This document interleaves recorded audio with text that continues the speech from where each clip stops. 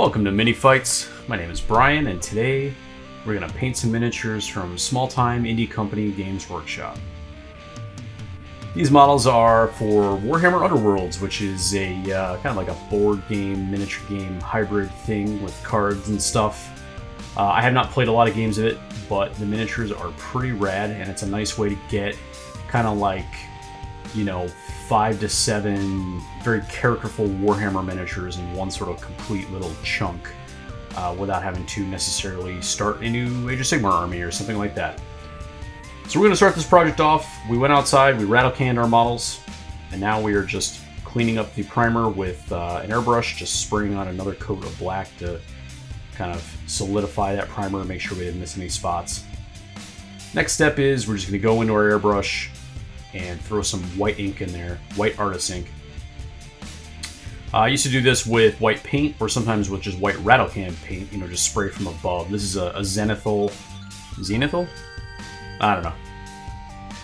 It's Zenithal, I guess. It's a Zenithal primer where you basically spraying primer from above and then kind of going back and selectively adding primer to certain areas. The idea is that you're creating a lit look. You're creating a light and shadow on the model with the white and black.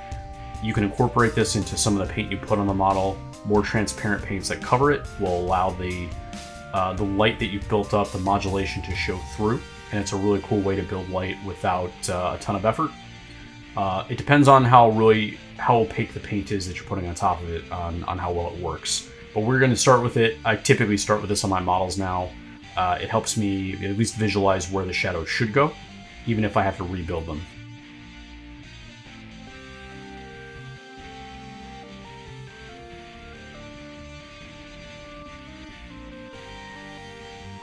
Now that we've got our Zenithal primer built up, we're going to go ahead and start painting the fur areas, which is going to be the lower body of most of these models. Whether it is the two-legged sort of horse lower body, or the four-legged horse lower body, or the cat dog entire body. We'll get there as we get there. We're going to build this up. This is just GW Mornfang Brown. It's kind of a real nice, warm, almost orangey brown.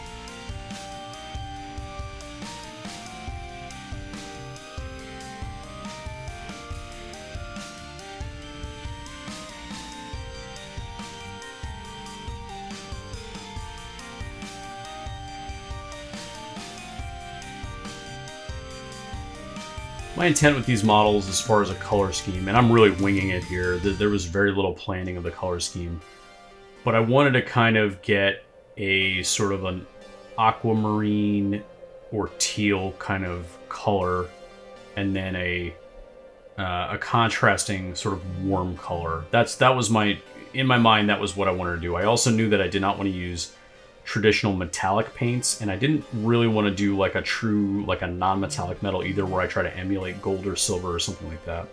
So that was the rough painting plan, and we kind of stick to it as we move through, but we did not really have a solidified plan. Definitely didn't write anything down, didn't save anything, didn't make any Photoshop, you know, dry runs, nothing like that.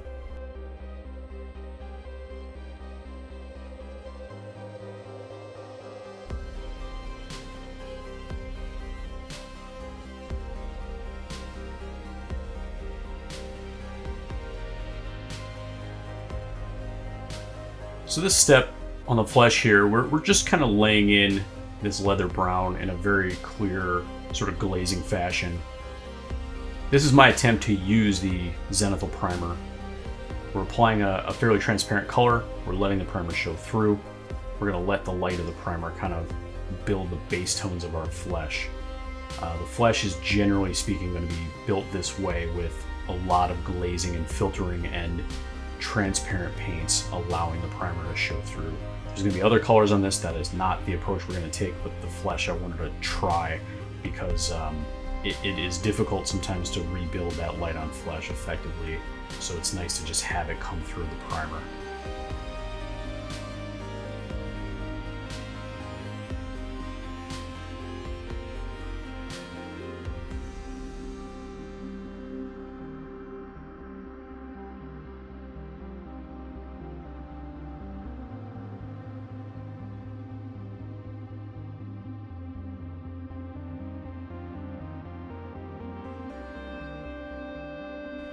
And as I mentioned before, I am pretty much winging this paint scheme. So I kind of will bounce back and forth between rendering areas. So while the glazing on the flesh is drying, I went ahead and decided that I want to build this kind of like lighter orange color into these sort of longer, is it fetlock? I'm not sure if I forgot the right anatomy of a horse, but the stuff around their hooves and on the thighs there of these dudes.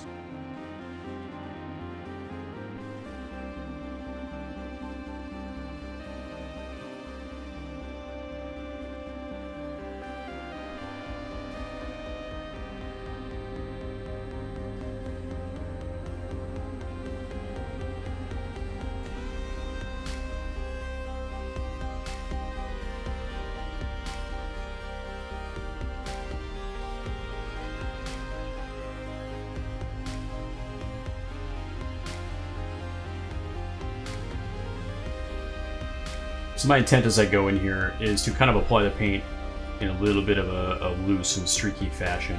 We're going to try to continue doing that as we build up highlighting to imply a little bit of a texture, a fur texture, without having to individually paint a whole bunch of hairs, which nobody should ever do. This step here, we're actually going to blend in this a little bit with a transition. So we're just mixing the two colors, the Mornfang and the Jokera orange, into like a middle tone, and just blending the edges of this in a little so it's not quite as stark as it is now. And that'll help later because we're going to apply some washes and things too that'll help kind of pull the room together. Now we're going to apply a little more streaky light. This is going to again apply in a way that kind of implies a fur texture.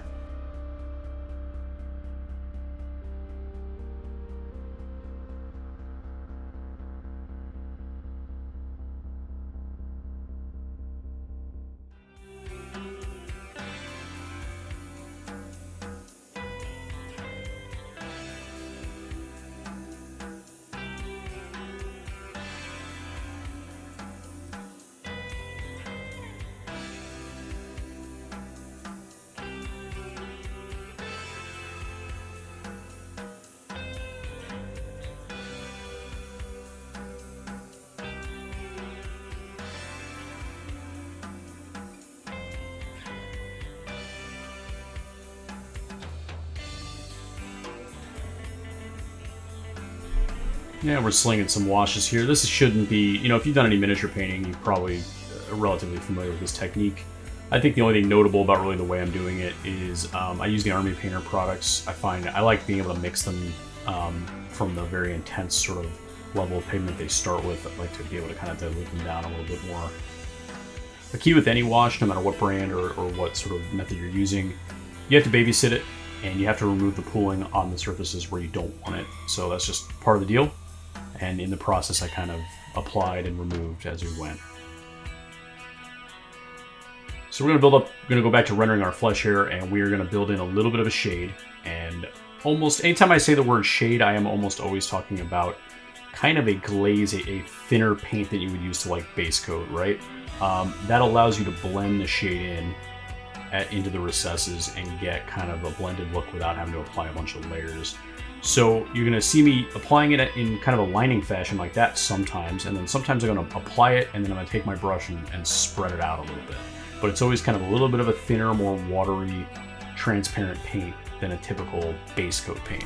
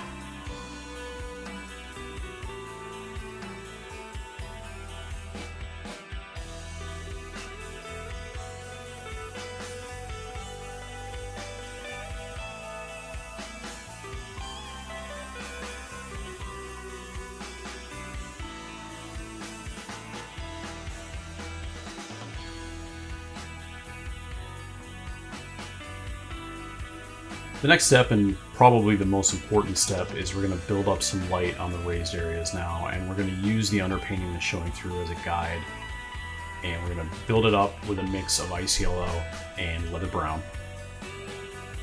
And as we do this, we're going to also kind of blend the transitions in by applying some thin layers of leather brown over where, if, let's say we put this mix on and it's real stark looking, we'll kind of blend the edge down with just a little bit of watery leather brown. And that's just part of my process, and it should be part of your process too.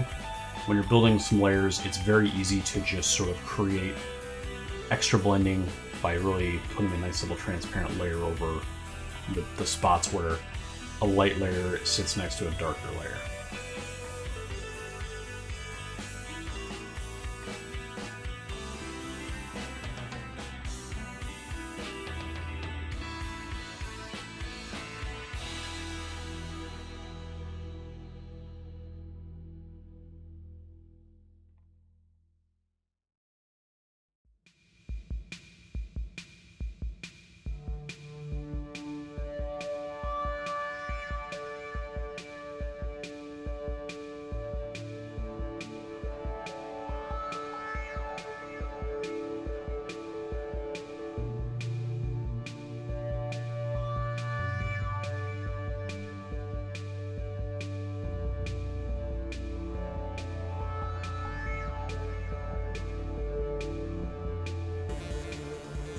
So I found this particular area of this model to be one of the most challenging and kind of interesting parts of doing the flesh.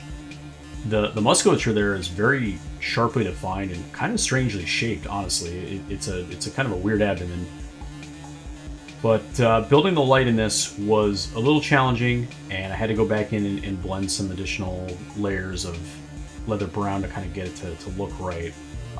So I worked it a little, but it came out pretty nice, and I think I'm generally really happy with it afterwards. The faces on the elf type faces are also really lend themselves nicely to this technique. They have like really defined brows, highlighting their foreheads, cheekbones. It is really easy. They're very angular, and it just kind of shows you where to put the paint, especially once you put in your Zenithal primer coat and you can see where the light is actually hitting.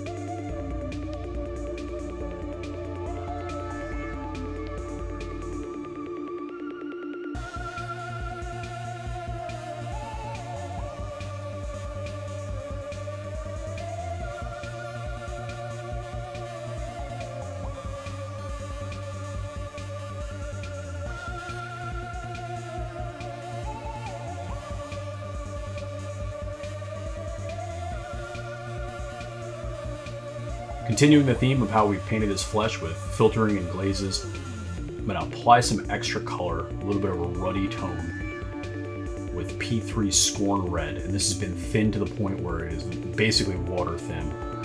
We're just applying a little bit of this red where it makes sense. That is often like elbows, wrists, etc.